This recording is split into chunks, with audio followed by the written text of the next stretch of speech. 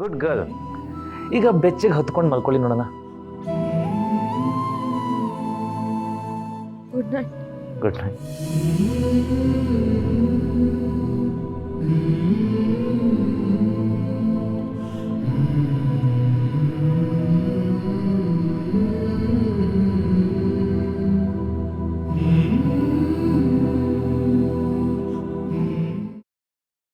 ಇಲ್ಲ, ನಾನು ಯಾಕೆ ಆಳ್ಬೇಕು?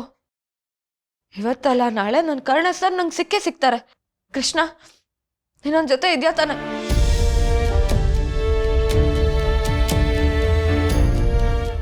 ನನ್ನ ಜೊತೆಗಿದ್ಯಾ?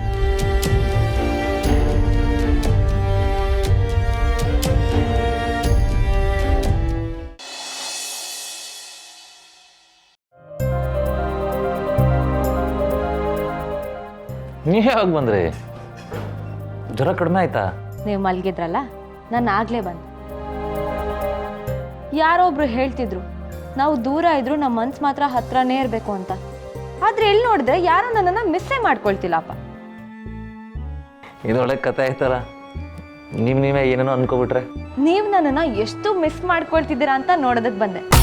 ಆದ್ರೆ ನೀವು ನೋಡಿದ್ರೆ ನನ್ನನ್ನು ಚೂರು ಮಿಸ್ ಮಾಡ್ಕೊಳ್ತಿಲ್ಲ.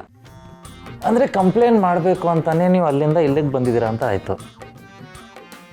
ಈಗ ನಾನು ನಿಮ್ಮನ್ನ ಮಿಸ್ ಮಾಡ್ಕೋತಿದ್ದೀನಿ ಅಂತ ಹೆಂಗೆ ಪ್ರೂವ್ ಮಾಡಬೇಕು? ನೀವೇ ಹೇಳಿ. ನೀವು ಆಲ್ರೆಡಿ ಫೇಲ್ ಆಗೋಯ್ತು. ಬಿಟ್ಟಾಕಿ ಆ ವಿಚಾರನ. ನಿಮಗೆ ಗೊತ್ತಾ, ನನ್ನ ಬ್ರೈನಲ್ಲಿರೋ ಪ್ರತಿ ನ್ಯೂರಾನ್, ಬಾಡಿಲಿರೋ ಪ್ರತಿ ಸೆಲ್ ನಿಮ್ಮ ಹೆಸರೇ ಹೇಳುತ್ತೆ.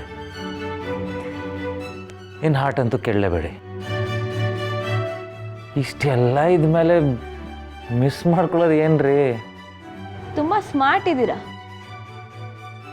ನನಗೇನಾದರೂ ಹೇಳಿ ನನ್ನ ಕೋಪನ ಹಾಗೆ ಹೋಗೋ ಥರ ಮಾಡಿಬಿಡ್ತಾರೆ. ಅದೇ ಸಾರಿ, ನಾನು ಈಗ ಮಾತ್ರ ನಿಮ್ಮ ಮಾತನ್ನ ಯಾವುದೇ ಕಾರಣಕ್ಕೂ ಕೇಳಲ್ಲ. ನಾನಿವಾಗ ಹೋಗ್ತಾ ಇದ್ದೀನಿ. ಬಾಯ್. ಸದಾ ಜೊತೆಗಿರೋರನ್ನ ಮಿಸ್ ಮಾಡ್ಕೊಳ್ಳೋದು ಹೇಗ್ರಿ?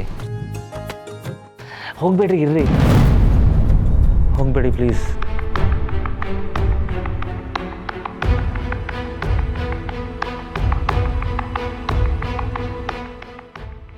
ಕರ್ಣ,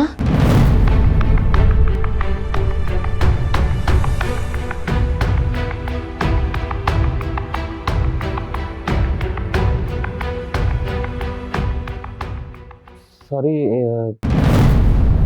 ನಿಮ್ಮ ಕೈ ಅಂತ ಗೊತ್ತಾಗ್ಲಿಲ್ಲ. ಅದು ಇಟ್ಸ್ ಓಕೆ, ಪರವಾಗಿಲ್ಲ. I'm sorry.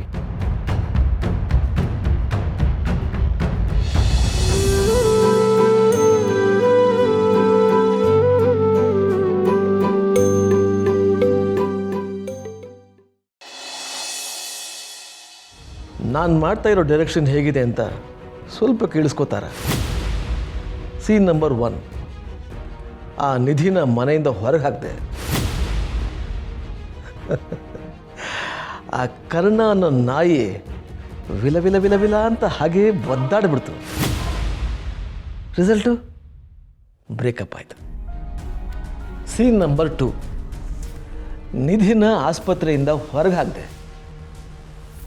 ಒನ್ಸ್ ಅಗೈನ್ ಇಬ್ಬರು ಬ್ರೇಕಪ್ ಆಯಿತು. Cut to next scene.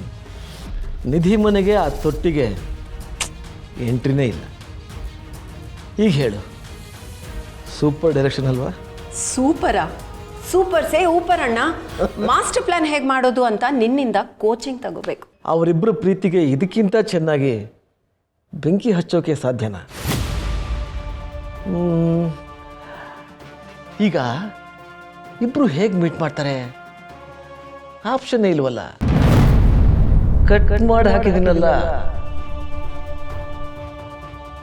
ತಾರಾ, ಮುಂದಿನ ಪ್ಲ್ಯಾನ್ ಕೂಡ ಈಗ ಆಲ್ರೆಡಿ ಇಲ್ಲಿದೆ. ಜಸ್ಟ್ ಇಂಪ್ಲಿಮೆಂಟ್ ಮಾಡೋದಷ್ಟೇ ಕೆಲಸ. ಏನಣ್ಣ ಅದು? ಸಂಬಂಧಿಕರಾಗಲಿ ಶತ್ರುಗಳಾಗಲಿ, ನನ್ನ ತಲೆಯಲ್ಲಿ ಏನಿದೆ ಅಂತ ನಾನು ಯಾವತ್ತೂ ಹೇಳಲ್ಲ.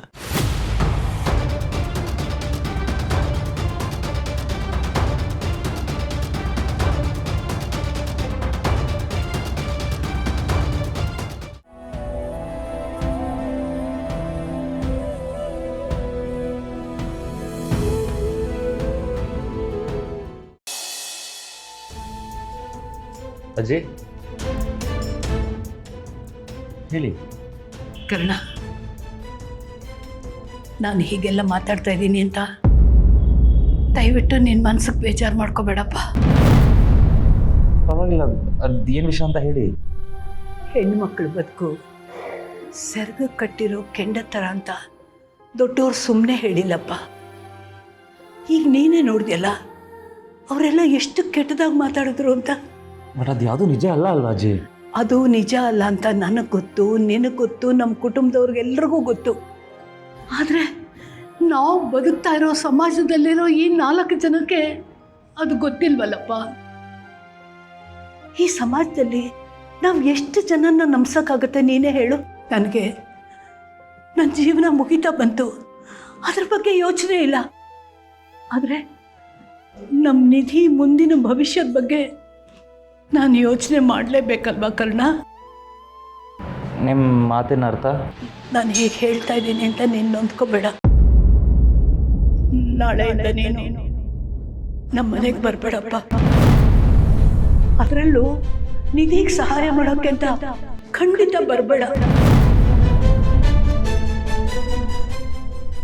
ಹೀಗೆಲ್ಲ ಹೇಳೋದಕ್ಕೆ ನನ್ನ ಮನ್ಸಿಗೆ ತುಂಬ ನೋವಾಗುತ್ತೆ ಕರ್ಣ. ನಮ್ಮ ಬದುಕು ಇವತ್ತು ಇಷ್ಟು ಚೆನ್ನಾಗಿರೋದಕ್ಕೆ ಕಾರಣನೇ ನೀನು ಕಣಪ್ಪ. ನಾನು ಎಷ್ಟೇ ಜನ್ಮ ಎತ್ತು ಬಂದರೂ ಆ ಋಣ ತೀರ್ಸಕ್ಕಾಗಲ್ಲ. ಆದರೆ ನಿಧಿ ಜೊತೆಗೆ ನನಗೆ ನಿನ್ನ ಗೌರವನೂ ಕಾಪಾಡೋ ಹೊಣೆಗಾರಿಕೆ ಇದೆ ಕಣೋ. ಆದರೆ ಅಜ್ಜಿ, ನೀವು ಯಾವುದೋ 100ನೇವ್ರ ಮಾತಿಗೆ ಬೆಲೆ ಕೊಟ್ಟಂಗಾಗಲ್ವಾ? ನಾನು ನಮ್ಮೆಲ್ಲರೂ ಒಳ್ಳೇದಕ್ಕೆ ಹೇಳ್ತಾ ಇದ್ದೀನಿ ಕರ್ಣ. ಜನ ಮಾತಾಡೋಕೆ ಶುರು ಮಾಡಿದ್ದಕ್ಕೆ ಸೀತೆ ಅಂತ ಪತಿವ್ರತೆ ಕಾಡಿಗೆ ಹೋಗೋ ಆಗಾಯ್ತು. ಇನ್ನು ಸಾಮಾನ್ಯ ಜನರು ನಾವು ನಮ್ಮ ಪಾಡೇನು ಹೇಳು?